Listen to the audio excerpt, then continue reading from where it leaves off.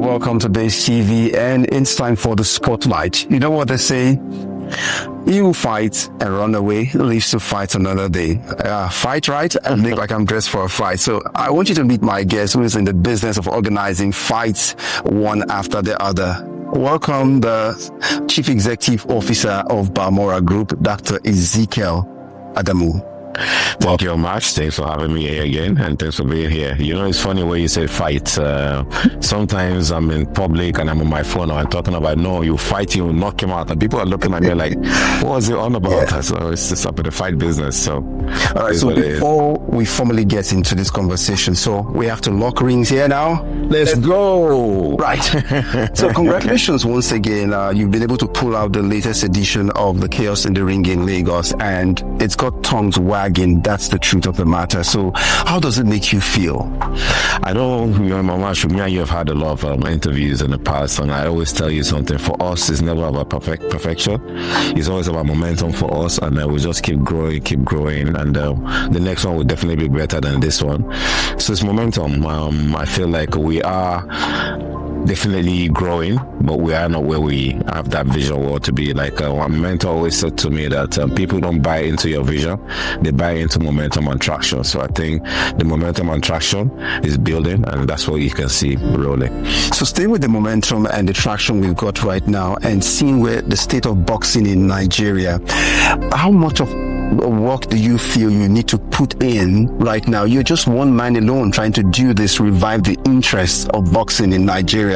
How much is there really left to be done to get it to where you want it to be now? There's a lot of work to be done. I think from where we started from literally ground zero. There was even maybe minus, because people used to look at boxing as a different way. But I'm a believer that it takes individuals to build economies. When you think about even just Nigeria alone, look at what Juan Aliko has done for our oil and gas. Yeah. If you look at America as well, too, who built America? It was individuals. We talk of Vanderbilt, Carnegie, JP Morgan, Thomas Edison. So it's always individuals that end up building economies, not necessarily government that does it. So obviously government support is always very welcome and always very important in the journey that we're on, but definitely there's still a long way to go. But like I said to people in the past, I said within the next 3 years, I think we're about a year and a half into the journey now, but I said within the next 3 years, I think boxing will be about the same popularity with football in Nigeria, and I think we are getting somewhere.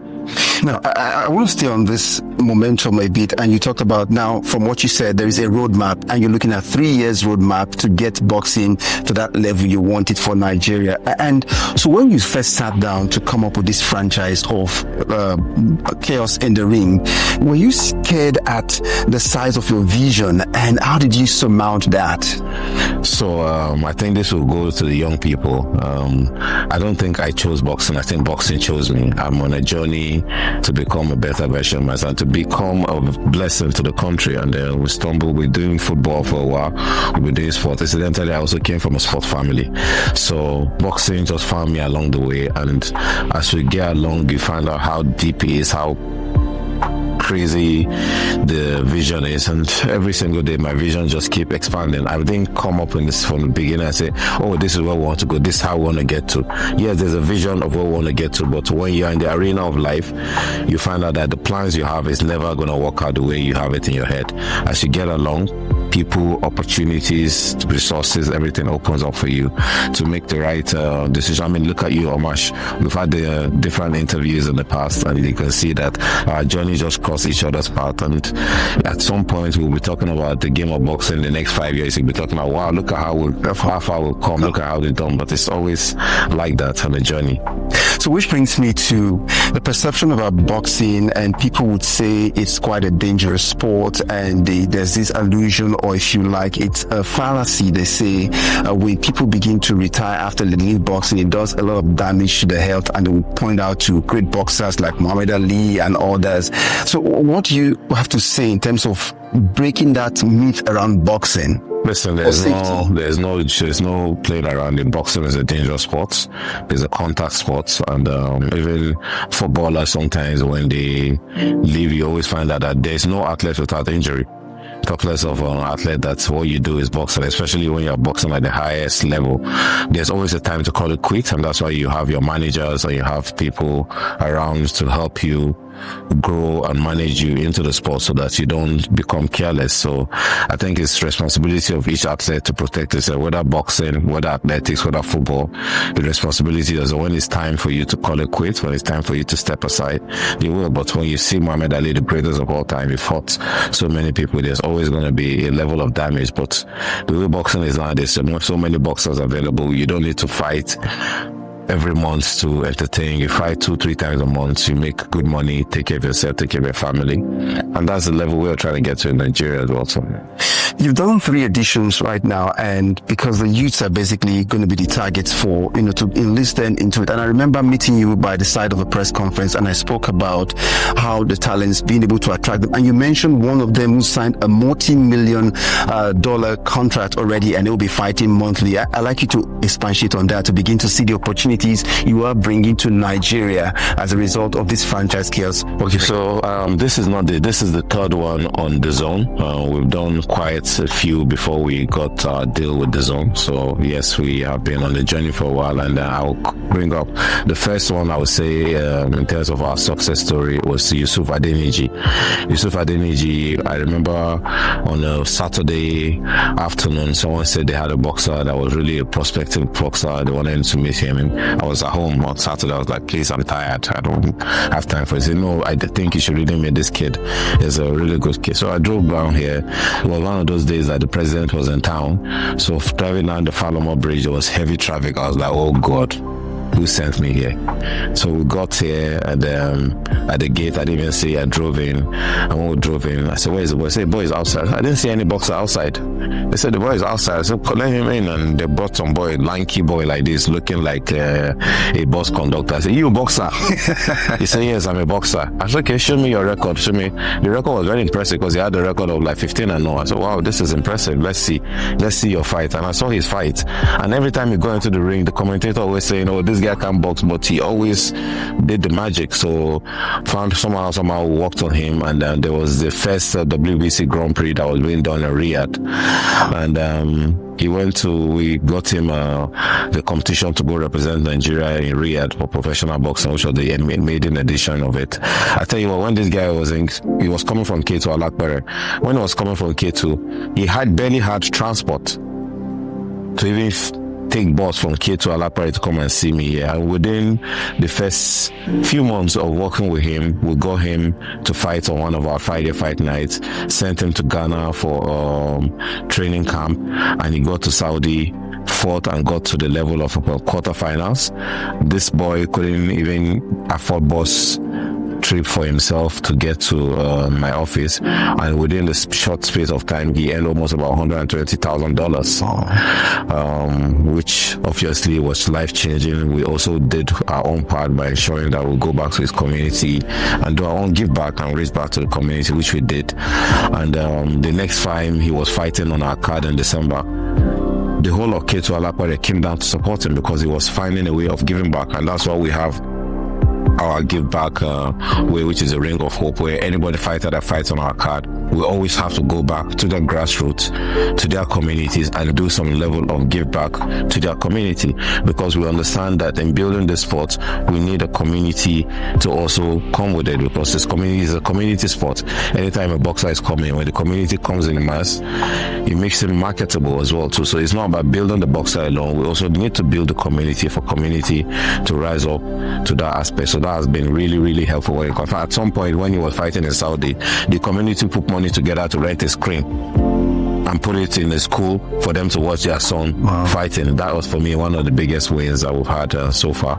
Also, we have the last December, we have Rahim Animasham called Bado, a Unilag student who's 17 years old, have a record of 18 wins and all. We put it on our card, which was live on DAZN, spoke to him, and DAZN saw him that, wow, this is amazing, put him on their platform, and the next thing, he signed a multi-year contract with Zuffa Boxing. And with Zuffa Boxing now, what he's doing, he has a minimum fight. He's going to fight in a year with a minimum pause, and if he fights the title, he gets to earn over $750,000 for fighting for a title. And he's not the only one that signed that contract. We have Tope Musa that have signed a multi-year contract as well too. We've had fighters like Rashid, we've sent to UK to fight. Basit has won titles. We have our fighters fighting titles. Listen, it's a momentum that is growing fast, and I think this is beyond the boxing promotion for us. It's about building a platform, and a platform is what changes lives. Nigeria, Africa have huge potential. What we've always lacked is structured platform, and I think once that platform and infrastructure is done, I think we're just a time bomb waiting to explode. I'll come back to infrastructure shortly, but I just want to get back to words around town about you right now, and which is what you've confirmed. I've been told now that there is the reincarnation of a Don King on the African continent, and I asked where, and they said it lives in Lagos, and they mentioned your name, Dr. Ezekiel Adamu. You're becoming the next Don King because of what you do for boxing. So how does this make you feel being placed at this level because of your passion for promoting boxing? Thank you. I think I'm humbled to be labeled or to be called was under such a great name that revolutionized boxing back then. I think Don King is one of the greatest promoters of boxing globally, even as we are now. But I don't see myself as a promoter, to be honest with you. I think I see myself more as from a business side of boxing. I think I'm more of a platform builder rather than a boxing promoter. For me, I'm more interested in the infrastructure that supports it, which is the pay-per-view infrastructure, the content, how the content can be distributed globally. We're talking about betting integration to be part of it. We're talking about youth engagement, tourism. For me, I'm more interested in the business sports and the sporting side and business side of the sports rather than just the promotion. So we will do whatever we can to push it. Like you saw, it's never a journey. The journey is never so straightforward. When we came in, when we started doing boxing, we brought in international boxers. We brought in Lawrence Okoli, who was a world champion, two-time world champion. We had Tony Yoka coming as well too. We had Malcolm Glanton coming. We have Marcus Brown coming as well too. We had what's it called? Moses Atuma has been part of our promotions before. So we had quite a number of people. Amekan. We have quite a lot of names associated with this platform. So as we grow, we will keep learning how to go about it. We didn't start out by planning to start putting celebrities on our shows, but we knew that in Nigeria and Africa, we can't do boxing like the way they do boxing in Europe. We can't do boxing like the way they do boxing in Africa. We need to be original. We need to get content that Africa resonate with, and we found out that the celebrities and influencers started giving all those numbers, even the numbers that even the international boxers themselves cannot get. So I think we just dug the gold here. So that's a good mind. So let's dig in on it a bit now. So now your last card fight, we had Portable, the Zazu Kruna himself, taking on the social media influencer, Kata Efe. Yes. And now what should Nigerians look forward to in terms of the next celebrity you're trying to bring on? And is this something you want to keep them guessing until it happens? And how long do they have to wait? So boxing is a beautiful sport, and you are one of the stakeholders that is already, because you are the one that will speculate on who the next fighter will be. I mean, the celebrities already started calling each other out on who will fight who wouldn't fight who, and that's how the sport is, and that's what we want to get. And what we are building is another platform. So think about it, this streamers, this artists and all of that, what we've done now is that they also now have another platform to monetize their talent.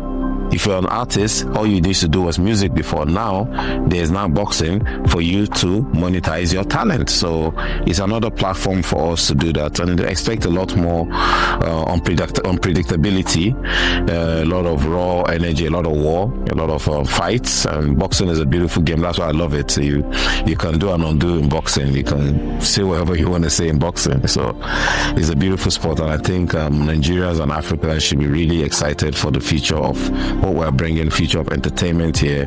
We have The Zone, who is our partner, distributing this content globally as well too. So what you have is a global content and a global platform. We didn't set out to be a global platform, but we've done things in a global standard, and we've attracted the global brands who are now very much interested in what we're building here. Well, at this rate, it looks as if you don't want to call me out, I guess I might have to call you out. So that's on a lighter note. What do you say? Let's settle it in the ring. Exactly. So that's what it is. If you got numbers, let's call you out. Let's make some money together. That's what it is. Which brings me to looking at Nigeria's track record and knowing how great boxers we produce, from the Deep Tigers of this world down to the Okorodudus of this world, and taking it down to Samuel Peter, the Nigerian Nightmare, and more recently Anthony Joshua. Would you say, and that this is linking up to infrastructure, was it for the lack of infrastructure, or was it for the failure in terms of administration that we found ourselves so at that great height of boxing, see where we are now and see the scratch you're building from? So I think, my own opinion, I think it's just a reflection of how the state of everything has been over the years. I think we've fallen down very well the pecking order. Sports is one of the biggest businesses in the world. Sports in the UK is a religion, to be honest with you. Sports everywhere in the world is one of the biggest things, and what we take sports here is just like a hobby, and then what you have is one or two people have opportunity to travel abroad, and then they make it and all of that. Why can't we make Africa and Nigeria the platform where the athletes do not have to travel abroad to get the visibility they need, they deserve? They can get that visibility local here, and when they get that visibility here, we build a platform here. We eventually can end up and paying our own athletes the same way they pay them over there. Think about it, bro. We in Nigeria have a population of about 250 million people. Out of that 250 million people, 70 to 80% are between the ages of 15 to 30. It means it's a youthful demographic, which is power. You have Europe and America. One of the biggest problems they have is an aging population. And what we do is that we consume digital, mobile first economy. We have all it takes, and we have top of the biggest corporate brands in the world as well too. I think all has been missing is just a structured platform that people can trust, and the brands can trust, and the global distributors can trust as well too. You put all that together, trust me, we have a huge powerhouse here in Nigeria and in Africa as a whole. It is Spotlight on BaseTv, and I've got Dr. Ezekiel here speaking with me. He's the Chief Executive Officer of Balmoral Group Promotion. So now they've known about the franchise. So let's get into the power, the power behind this franchise called the Chaos in the Ring, Balmoral Group. First, I want to look back at how far we've come, and in terms of you, back in 2006. When you started out Balmoral around the Keja, the Kudirat Abiola way back in the days, and looking at your background as a computer scientist and then with some MBA in business, and seeing how, just take us into Balmoral and the working behind it.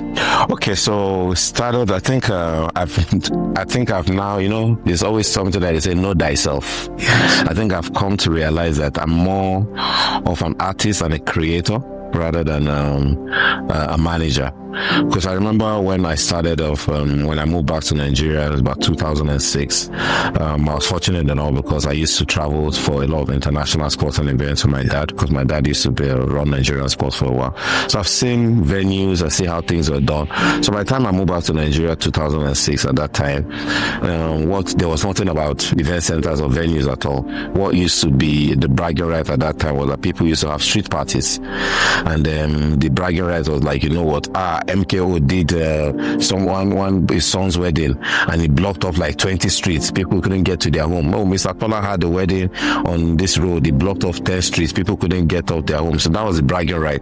So we came up with the idea of Balmoral, which was the first one in Oregon. It took us a whole year to even get a single customer, because how do you stop people that stop them from that bragging right of saying they blocked streets and all of that? People will get to work the next day and say, oh my, I couldn't sleep well. Before I got home, there was party and all of that. So we were tenacious and we kept at it until they say preparations meet opportunity, and your life just changes just like that. And that's what happened with our venue business, because Fashola now became the governor of Lagos, and he said no more street parties, no more school parties. And then that gave rise to event centers, and before you know it, event centers and event business have become a huge business. But I mean, for me, it's always been about using your venues for your own events and creating. So over the years, you've seen I've done a lot of musical shows. I've done a lot of family entertainment. I've done music, football events. I've done all sorts of events. I've done Drinks Festival. So I think all of that is what has now given us the experience to be able to move this project within a year and a half to where you are seeing what it is now. So I think it's built us to a level where the force that is behind Chaos in the Ring has well over 40 to 50 years worth of experience in entertainment and event space. I'd also like us to draw from that experience, which takes me back to your experience in France. I know GL, you used to be part of that group. So how much of the GL experience did you have to leverage on now back home in Nigeria? So for me, I've always said to myself that Balmoral is going to build that GL event of Africa, and that vision has not changed at all. And I'm still working on the GL model, where eventually what we'll be looking at Balmoral, I tell you what, Balmoral within the next, I think, maximum 5 years will be the first experiential infrastructure company to be listed on the stock exchange here. We are looking at that, and that's what we've been building. We're building our governance at the moment. We are looking at taking over some major facilities and infrastructure and building this. We are going to be that factory of building talent out of Nigeria and out of Africa using storytelling. We started with boxing, but we are going to get into football. We are going to get into all sports. We are going to own our own stadiums and our own arenas in building the sports thing. That is the vision that we have. So which takes me to the other issues. Well, that you mentioned football. I'm caught up between touching on football because just recently it runs in the family. I understand your brother Samson as well has been appointed as the acting Secretary General of CAF. Yes. So it just seemed like it runs in the family, and then taking after your dad with the NSC and then to NFM. Yes. So like I said, I think not to say anything, I think the family just tend to run a lot of sports. We have quite a lot of people. I think God builds every family for every different reason. So I think my family somehow just find a calling with sports and whatever we do. But I mean, my parents have always been, my brother, they are in the administrative side of sports. I think I'm that rebel that just decided to go on the business side of sports. So I'm more interested in the business side of sports.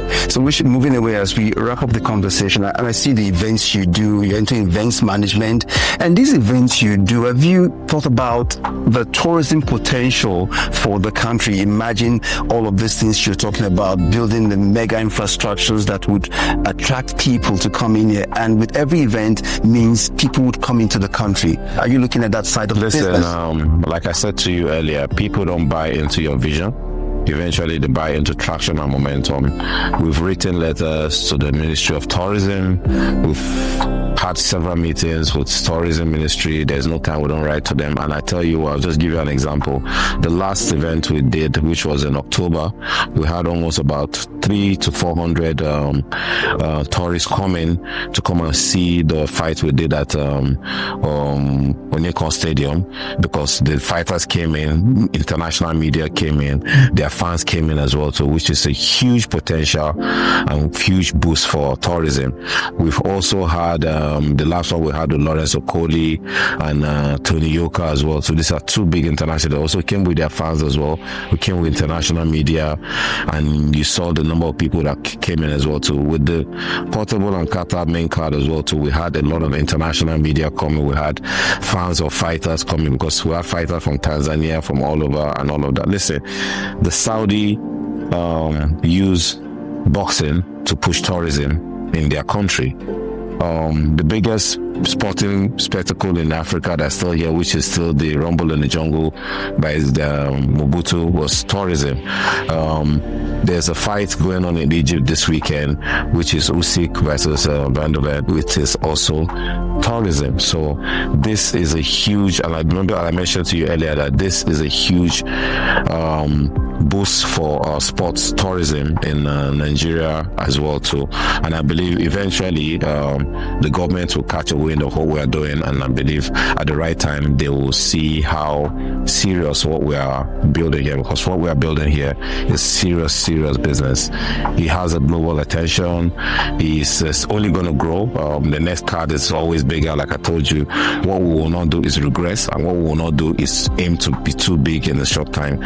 You are dealing with the likes of Matchroom and Queensbury, who have been doing this for over 50 years. So if within a year and a half we've achieved this, and we are working in partnership with brands like that, we have a distribution deal with the Zone, I think the future of what we're building here is very bright. On the final note, in terms of developing sport, this is just Lagos and there's so much more to be done. What's the advice to governments outside Lagos on what they can do to tap into this? And is there a dream for you to take this chaos in the ring to some other parts of the country? Yes, eventually, but I mean, Lagos is a commercial capital of Africa, as far as I'm concerned, to start with. And I think we've had even temptation by some states to say, bring it to our state. But like I said, for us, we will not want to dilute what we're building at the moment, because we have a roadmap of where we're trying to get to. We don't want to get distracted by the journey of where we're going. But in the short test time, our vision is to use this sport to unite communities, because there's no other factor. Me and you sit down now, you can be a Christian, I can be a Muslim, I can be different, I can be a political, I can be that political party, you can be the political. The only thing that unites everyone together is sports.